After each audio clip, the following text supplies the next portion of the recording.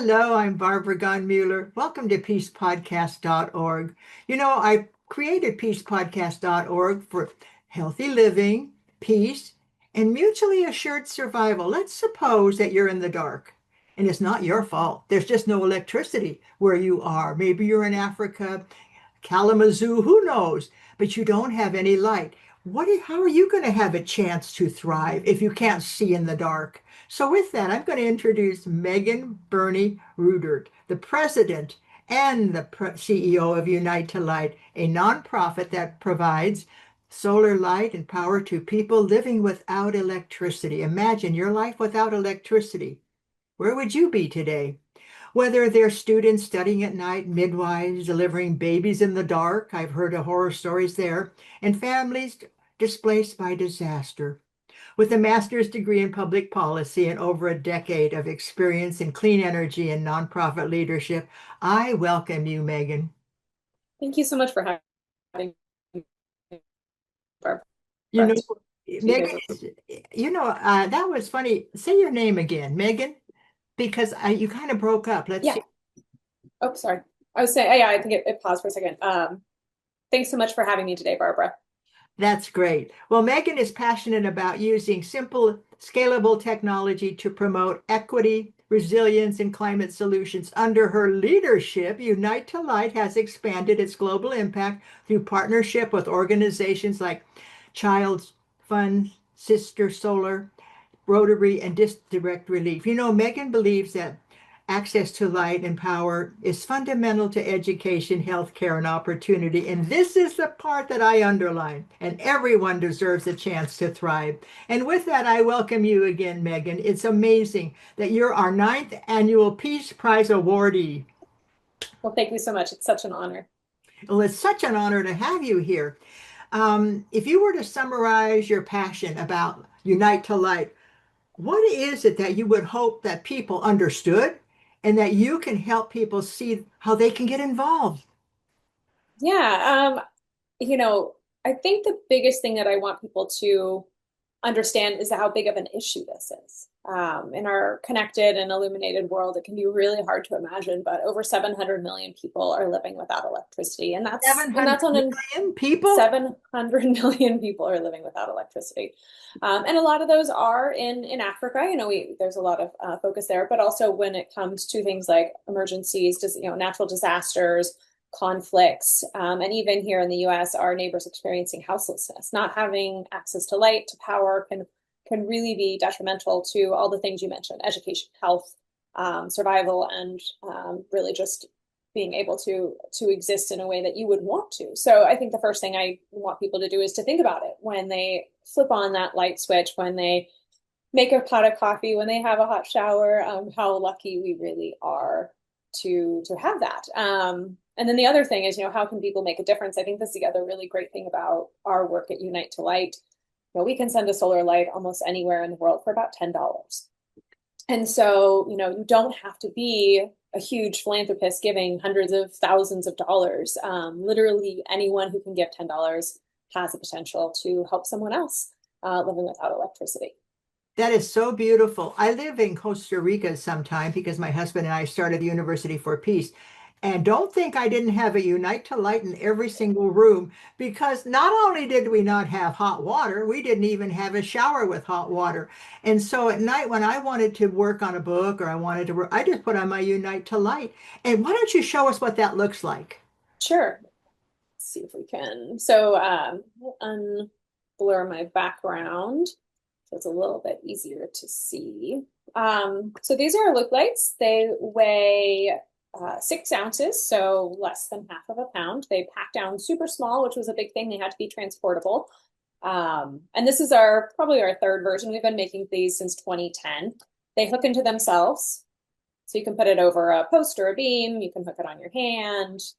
Our midwives showed us that it could be hands-free. Also really important, this is waterproof. So you can leave this outside. It has a 10,000 hour battery life. It'll last. That means it lasts on daily use for about 7 years.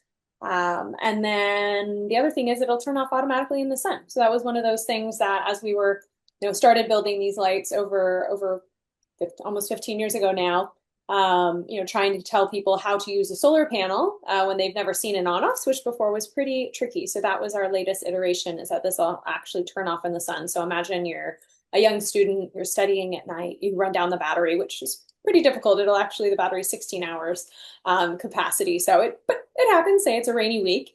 And then you put it in the sun the next day. The previous versions, and a lot of versions of solar lights, when you put them out in the sun, when the sun hits it, that light will turn right back on. With our version, the light will actually turn off when the sun happens. So you can fill Isn't the that battery. beautiful? Because I remember that in Costa Rica, because I lived there 10 years ago, and we lived with my solar panels outside and solar light in the house. And I got to thinking, wow, what wouldn't it be wonderful if people had this ability to support solar panels, the solar light? And so tell us a story that sticks with you about how solar light can impact lives, because a story is what people remember, right? Yes, yeah. So there's a couple stories. So one of the first stories I heard, for those of I know a lot of your fellows are probably in Santa Barbara. Terry Gabrielson, she runs Africa Schools of Kenya, and she was one of our first partners. And she took 100 lights to Kenya, to the Maasai village she was working with.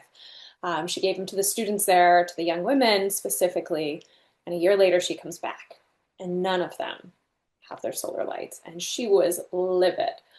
She gets a meeting with the chief, and she goes in and kind of starts, I don't know if I'll say yelling, because I don't think Terry really yells, but she was upset that she had, done this project and none of the girls that she had given lights were there. And the chief kind of holds up his hands and says, well, I gave them to the boys who are herding the goats to help protect them from the hyenas.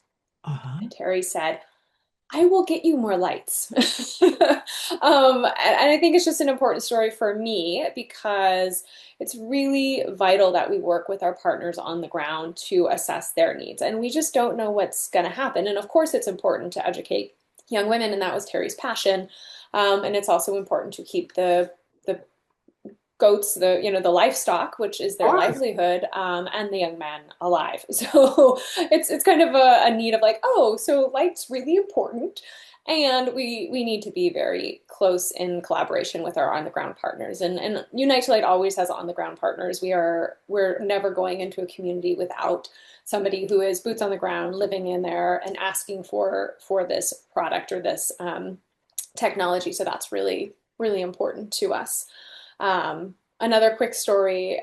So there's always more need than we have capacity to give. There's always more need for lights. And quite a few years ago, this was actually right before I had started at Unite to Light, we were working with a school in South Africa, and I think we only had about 200 lights, and they had a couple thousand students. And so we asked the principal, like, what do you think? How should we best distribute these couple hundred lights to your students? And she came up with the idea of creating a light library. So just like a book library, the school owns the lights, and then students could check them out when they were needed.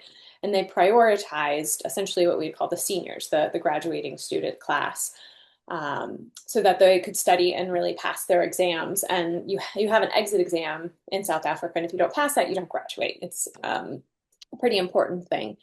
And what we found with that first year was that their test scores increased by 30%. wow. And so a couple years later, I had started, and we started to see these numbers, and we said, let's make this a bigger project. So I think we ended up doing 30 schools throughout South Africa in this KwaZulu-Natal region. We did 30 schools, and they each received between 100 and 200 lights, depending on their class sizes, or sorry, their school size. And again, this is all secondary school. So, these are, focusing on these graduating seniors. And we took 3 years of test scores before we had given them lights, and 3 years of test scores after we gave them lights. And they're all anonymized and all those things. But what we found is that for every single school, the test scores went up between 20 and 30%. That's just absolutely beautiful.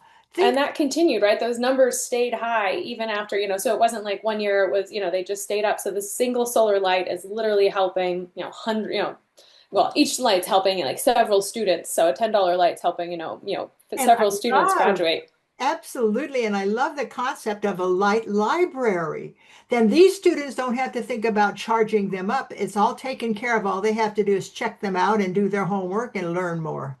It depends. Every school's a little bit different, has different models. So some schools have models where the students will bring them back to school, and we've actually seen like essentially like a clothesline, but a light line, and the schools will, the kids will hang them up and then they take them home. Uh-huh. Other ones, they'll actually leave them at the school. It really depends. The schools are all different in how they implement. And again, that's that working with the communities to figure out what they need. There was a couple students from Kate School who just this year went to, I think it actually was Kenya again, and built light libraries in a couple schools there, which was really fun. And they actually built like a box with a clear top so that the lights could all be protected and rolled out during the day and rolled back in. And so that was really fun too. But that's become one of our standard models when we're working with schools and we don't have capacity. I mean, of course, we'd love to give every single student a solar light, but we just don't have the capacity for that at this Because you point. don't have enough funding to do that. So Correct. funding is important then, isn't it? And for $10, you can help a student increase his test scores by 30%. Come on. That's a Yeah. wonderful gift to a person. I listened to your stories and I remember a photo you sent me. It was about somebody working in the field and they had their Unite to Light on their back and they had it charging while they were working in the field. And I think that's a value of Unite to Light. It's so portable, it's so light, and it works. There's just so many advantages. If everybody on this call today watched you and sent you, let's send it $20. Come on, pay for two students and send them money to you. Where would they first find out how to contribute? Would they go to your website? Yep, our website's the best way. It's just unitetolight.org, and that's all spelled out, UNITETOLIGHT.org. And they can give there. And you can actually give to, so when you go to donate, you can actually give to the program area that you're most excited about. So you can give to health or education, disaster response, refugees, homelessness. So as you go through that checkout process, it asks you, or just highest need. There's always a need that we Yeah. never know popping up. We have to make it easy for y'all because we know you're busy. And if you want to contribute, you want to make it easy. And I just can't get over Unite to Light. I just can't get over the possibilities. One of my recent podcasts was Shelter Box. And think about if you didn't give them a Unite to Light and if they didn't have that capacity to use the technology that we now have, think about these huts that wouldn't have the light and the emphasis on studying for the kids, etc. Now, you've been with Unite to Light for how many years now? 9. Nine, nine. You're our ninth annual awardee for the Peace Prize, the UNASB.org Peace Prize. Isn't that a coincidence? Nine That's fun. coming up. And I love the number nine. And so, what are you looking forward to or excited about seeing and unfolding in the future when that money comes to you? Yeah, so we talked about our Loop Light. We have another product which we call our Chandler Charger. It's a battery bank. It's a solar powered battery bank, and we've been distributing those for about 7, 8 years now, and they're wonderful, and they will charge almost anything with a USB. But we've really the last few years been trying to figure out kind of what's next. So, a great example, we had a call with the UNFPA, which is the United Nations kind of family planning organization in Papua New Guinea, and they were like, "We love your products, and we really need to power a refrigerator, a couple laptops, some personal devices, phones and things like that, and a couple lights. Like, can you help us?" And 2 years ago, I was like, I don't really have anything that I would recommend. And last year, a local Santa Barbara company called Dragon Q Energy came to me and they said, "We're trying to build an integrated solar array and battery bank on a pole. We call it the power pole. And you basically bury the battery in the ground and then the pole extends upwards. This panel's on top, and then there's a whole, box that you can plug stuff into. Um, and it's waterproof, it's weatherproof, it's safe. They basically pull the oxygen out of the battery compartment and fill it with argon, so there's no air. So if there's thermal runaway in a battery, nothing happens because there's nothing to burn with, because you need oxygen to have fire. So it just checks all these boxes. Plus, when you put it in the ground, it's fairly easy to put in the ground. You just drill a hole, put it in, backfill it, but there's a foot on the bottom which essentially stabilizes the system. It makes it a little bit harder to get out because a lot of the systems, like of the size, are essentially like a pelican case in a solar array you'd put on a roof, which can walk away quite easily. So these can't walk away. they're waterproof, weatherproof. They can, they're built to just, survive disasters. And I said, this is amazing. When can I buy one? And they were like, we actually have never deployed this before. We're still building it. And I said, okay, well, let's do that. So we actually partnered with them, and we have a grant, and we are deploying 8 of these power poles in Santa Barbara County, all around community resilience, this year. So the goal is to build these in Santa Barbara, test them in Santa Barbara, and then really figure out how to get these around the world. But of course, we want to make sure that everything works, and we want to make sure we understand how to install them, how to maintain them before we ship them somewhere very far away from us. So that's one of the things we're really excited about. We're going to continue to do our work with our loop lights, with our chargers, but having a power pole that we could, develop, implement in a rural school, in a remote clinic, so that they can have just kind of that next level, and also communication. When we're really looking at equity across the world, having access to communication is huge for banking, for finance, for economic empowerment. If you have access to the internet, you've got really the world at your fingertips. So Exactly. it's kind of moving beyond just light and a little bit more, but it does include, kind of light and power and getting that energy to folks who need it. It's fabulous. And recently I spoke to the Rotary Club in Carpinteria, the morning Rotary Club. And Art Fisher, when I was done, gave me a solar charger for my iPhone. And I Yeah. heard him say that his Rotary Club in Carpinteria, California, supports and sponsors Unite to Light. So don't think they're not all going to be with us on September 21 at Pascucci's for the 9th annual Peace Prize awarded to Megan and Unite to Light. It's so amazing because you've been nominated before, but this is the year I really wanted you to win. And win isn't the word. I really wanted to honor what you're doing because what you're doing has so much potential on our planet. As long as we keep our sun, there's a lot of threats to our beautiful sunshine, and we're not going to go there. But Rotary has been your partner. Are you happy with Rotary as a partner? Oh, we love Rotary. Art Fisher is just such a champion, and Wade Namura is on our board of directors, been with Unite to Light longer than I have. And our Rotary partners are amazing. They support our projects, they support their own projects. It's just this really wonderful partnership we have. We even have a Rotary ambassador program for Rotarians who want to kind of help spread the light. So yeah, we're just so honored to work with And Rotary over the years. this weekend I hosted Sylvia Whitlock at my home because we were going to support Deepa, who is has Pace Universal School in India, and she is the reason us women are now in Rotary. And she took 11 years to get Rotary International to admit women. And she was talking to some of the Rotarians at our event on Sunday, and they were saying, we are so glad that you got women in. We brought energy into our clubs. We brought ideas that we would never have thought of if we wouldn't have had the women. And recently we had 2 women presidents for Rotary International. So it's not that we just love women above men. It's just that women and men together create such a harmony. And they do exactly as you said in your bio that you said sent to me. They are give people the chance to thrive. And I see so many women who maybe didn't have that chance to thrive. And then they joined Rotary, and I'm watching these women blossom as you are. Your passion is so contagious. I think you could stand on a stage and get 1,000 people to give you $10. Just you're just so passionate about this. What spurs you on besides your 3-year-old daughter? What makes you so passionate about this? I think it is the potential for impact, and the people we get to work with, right? So we have these amazing partners, at home across the globe, from our technology partners to our distribution partners to our funding partners, and getting to work with those individuals and groups is just amazing because really they're the ones doing the hard work. We were just working with a group called Sawa Sawa, and they're What was it called? Say it again. Sawa Sawa. Sawa Sawa, Sawa, and it's an artisan group out of Kenya, and the company is out of Austin, Texas, but they Huh? work with women and the women's from Kenya, and they support artisans. And essentially, we partnered with them to bring them solar lights so they could continue. You're talking about women, that's what really got me thinking about this, so that they could continue their craft after dark, right? Because during the day, they're taking care of kids, they're taking care of the house, they're getting firewood, they're getting water, they're cooking food.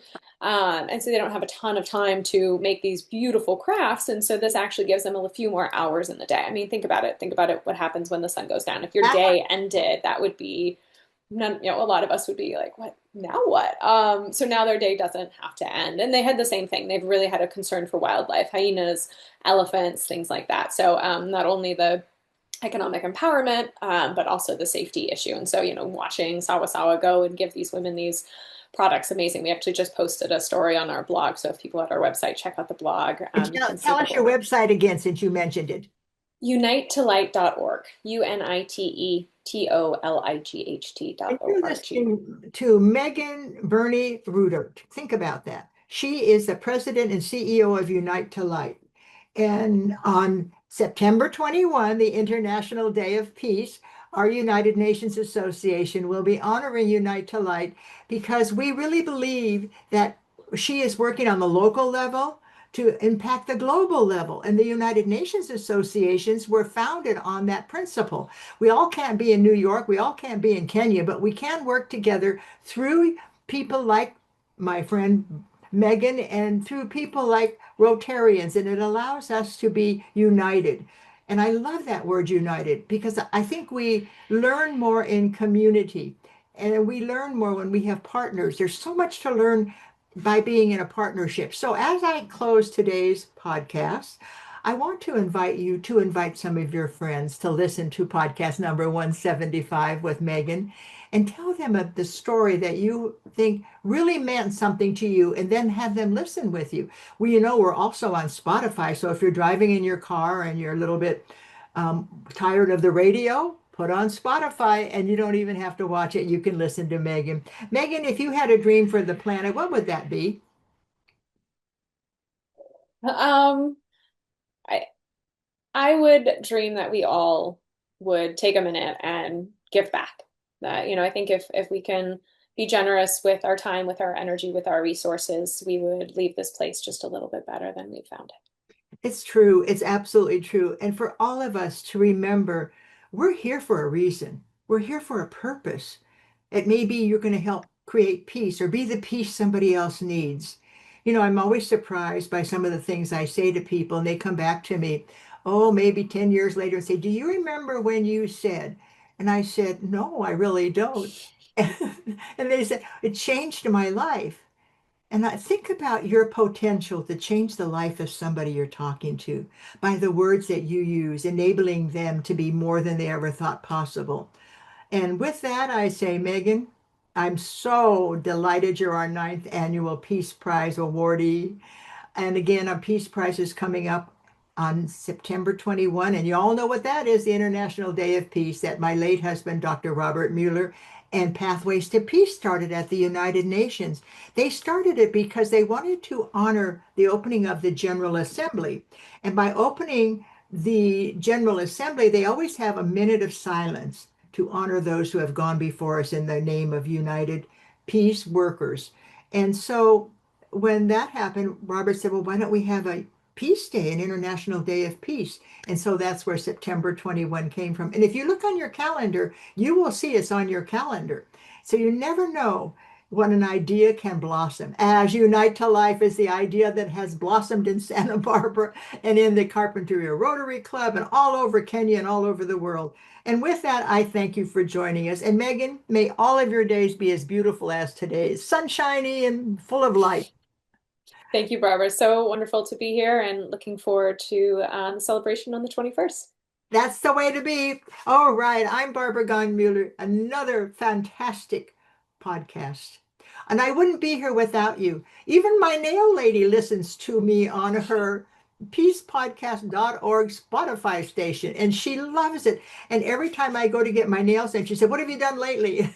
So you don't have to be a Rotarian. You don't have to be a peace builder. You just have to be a human being who wants to make a difference. Thank you for joining us. Bye for now. Thanks again, Megan.